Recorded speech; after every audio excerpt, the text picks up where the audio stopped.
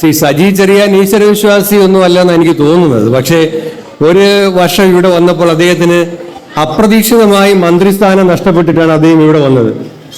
മന്ത്രിയായി പെട്ടെന്ന് മന്ത്രിസ്ഥാനം പോയി. അപ്പോൾ ഞങ്ങൾ അടുത്തടുത്തിരിക്കുകയാണ്.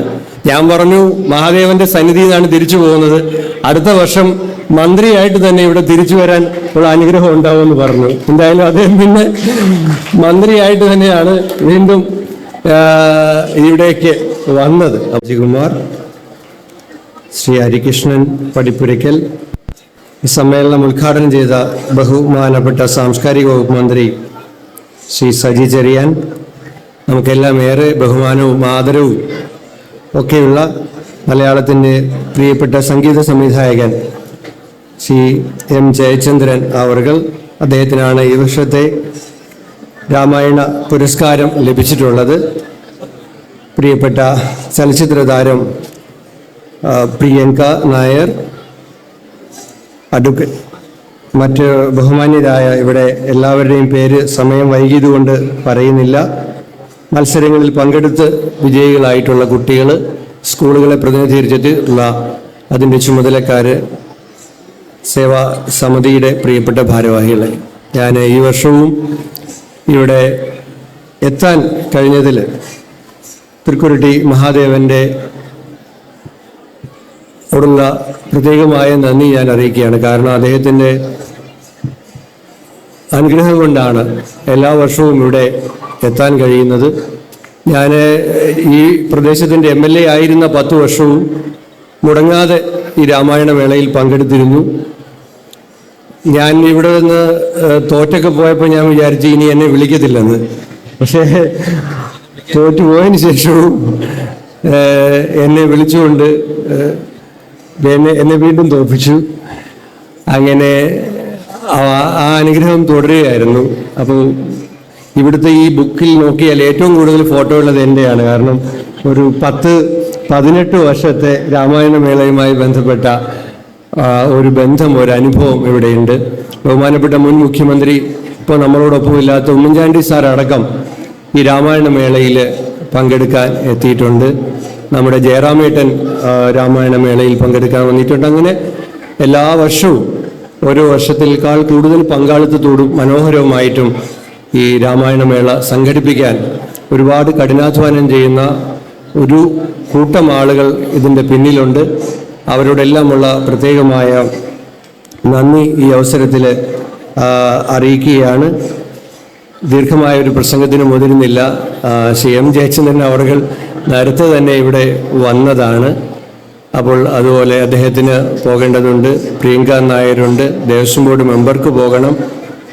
ഈ വർഷത്തെ തൃക്കുരുട്ടി മഹാദേവ സേവാ സമിതിയുടെ രാമായണ പുരസ്കാരം ശ്രീ എം ജയചന്ദ്രൻ നൽകുക എന്നുള്ളതാണ് എന്നിൽ അർപ്പിതമായ ചുമതല. എന്നെ ഇവർ കലയും ഭാരവാഹികളും എല്ലാം വിളിച്ച് ഈ കാര്യം പറഞ്ഞപ്പോൾ തന്നെ എനിക്ക് വലിയ സന്തോഷമുണ്ടായി. കാരണം ഞാൻ അദ്ദേഹത്തിൻ്റെ പാട്ടിൻ്റെ ഒരു ആരാധകനാണ്. അപ്പോൾ അതുകൊണ്ട് അദ്ദേഹത്തിന് ഒപ്പം ഈ വേദി പങ്കിടുന്നത് തന്നെ വലിയ സന്തോഷവും അഭിമാനവുമുള്ള കാര്യമാണ്.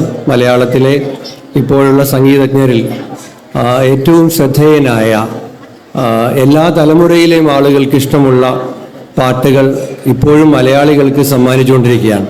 എൻ്റെ ഇപ്പോഴത്തെ നിയോജക മണ്ഡലം കുണ്ടറയുമാണ്. കുണ്ടറയുമായി അദ്ദേഹത്തിനൊരു ബന്ധമുണ്ടെന്നാണ് ഞാൻ മനസ്സിലാക്കുന്നത്. അദ്ദേഹം പഠിച്ചത് TKM എഞ്ചിനീയറിംഗ് കോളേജിലാണ്. ആ TKM എഞ്ചിനീയറിംഗ് കോളേജ് എൻ്റെ ഇപ്പോഴത്തെ നിയമസഭാ മണ്ഡലമായ കുണ്ടറയിലാണുള്ളത്. അപ്പം ഞാൻ എങ്ങനെയാണ് അദ്ദേഹത്തെ ഒന്ന് കണക്ട് ചെയ്യുന്നതെന്ന് ആലോചിച്ചുകൊണ്ടിരിക്കുമ്പോഴാണ് എനിക്ക് കണക്ട് ചെയ്യാനൊരു കാര്യം കിട്ടിയത്. കാരണം ഞാൻ TKM എഞ്ചിനീയറിംഗ് കോളേജിൻ്റെ യൂണിയൻ ഇനാഗുറേഷൻ ഇത്തവണ ഞാനാണ് പോയത്. അപ്പം ഞാൻ അവിടെ പോയിട്ട് എം ജയചന്ദ്രനെ കുറിച്ചാണ് സംസാരിച്ചത്.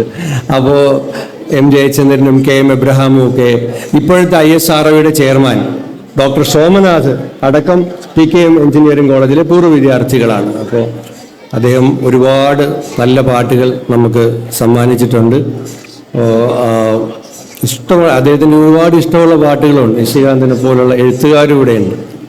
നിങ്ങൾ കേട്ടിട്ടുള്ള പാട്ടില്ലേ, അമ്മ മഴക്കാറിന് കണ്ണിറഞ്ഞു, ആ കണ്ണീരിൽ ഞാൻ നനഞ്ഞു.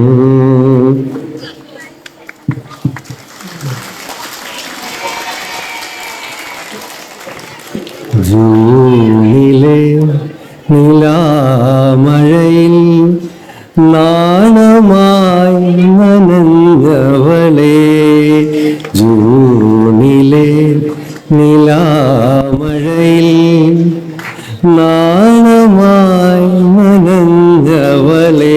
അങ്ങനെ തുടങ്ങി ഓ സൈനബ എന്നൊക്കെ പറഞ്ഞ് ഇങ്ങനെ നമുക്കിഷ്ടമുള്ള അല്ലേ എം ജയചന്ദ്രൻ്റെ ഇഷ്ടമുള്ള ഏത് പാട്ടാണെന്ന് ചോദിച്ചാൽ എം ജയചന്ദ്രൻ്റെ ഇഷ്ടമില്ലാത്ത ഏത് പാട്ടാണ് എന്ന് തിരിച്ചു ചോദിക്കേണ്ടി വരും.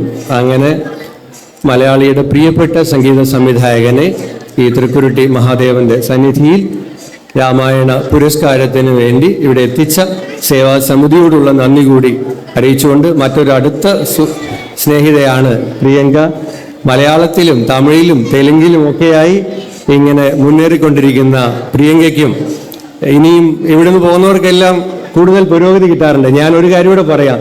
സജി ചെറിയാൻ ഈശ്വരവിശ്വാസി ഒന്നും അല്ലെന്ന് എനിക്ക് തോന്നുന്നത്. പക്ഷേ ഒരു വർഷം ഇവിടെ വന്നപ്പോൾ അദ്ദേഹത്തിന് അപ്രതീക്ഷിതമായി മന്ത്രിസ്ഥാനം നഷ്ടപ്പെട്ടിട്ടാണ് അദ്ദേഹം ഇവിടെ വന്നത്. മന്ത്രിയായി പെട്ടെന്ന് മന്ത്രിസ്ഥാനം പോയി. ഞങ്ങൾ അടുത്തടുത്തിരിക്കുകയാണ്. ഞാൻ പറഞ്ഞു മഹാദേവന്റെ സന്നിധിയിൽ നിന്നാണ് തിരിച്ചു പോകുന്നത്, അടുത്ത വർഷം മന്ത്രിയായിട്ട് തന്നെ ഇവിടെ തിരിച്ചു വരാൻ ഉള്ള അനുഗ്രഹം ഉണ്ടാവുമെന്ന് പറഞ്ഞു. എന്തായാലും അദ്ദേഹം പിന്നെ മന്ത്രിയായിട്ട് തന്നെയാണ് വീണ്ടും ഇവിടേക്ക് വന്നത്. അപ്പോൾ അതുകൊണ്ട് ഇവിടുന്ന് പോകുന്നവർക്കെല്ലാം വലിയ ഉയർച്ചയും അംഗീകാരവും ഒക്കെ ഉണ്ടാകും. അതിൻ്റെ എല്ലാവർക്കും ഉണ്ടാകട്ടെ, ഇവിടെ വന്നിരിക്കുന്ന എല്ലാ കുഞ്ഞുങ്ങൾക്കും ഉണ്ടാകട്ടെ എന്നുകൂടി ആശംസിച്ചുകൊണ്ട് ഞാൻ എൻ്റെ വാക്കുകൾ അവസാനിപ്പിക്കുന്നു.